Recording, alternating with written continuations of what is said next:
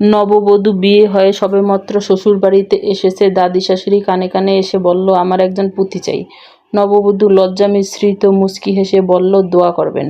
একটু পর শাশুড়ি এসে বলল, আমার একজন নাতি চাই। নববধূ মাথা নেড়ে আশ্বাস দিলেন। কিছুক্ষণ পর ননদ এসে বলল, আমার একজন ভাইপো চাই। নববধূ স্মিত হেসে বলল, সবুর করো না বাপু, একটু সময় তো লাগবে নাকি। অবাক কাণ্ড। স্বামী বাসর ঘরে ঢুকেই বলছে, আমার দ্রুত বেবি চাই। কথা শুনে নববধূ একটু বিস্মিত চোখে চেয়ে ফিসফিস করে বলল, তোমাদের পরিবার কি পাগল নাকি? সবাই যে দাবি করছে ভালো, কিন্তু দাবি পূরণ কি এখনই সম্ভব? দাবি পূরণের জন্য তো আল্লাহর রহমত এবং যৌক্তিক সময় লাগবে নাকি?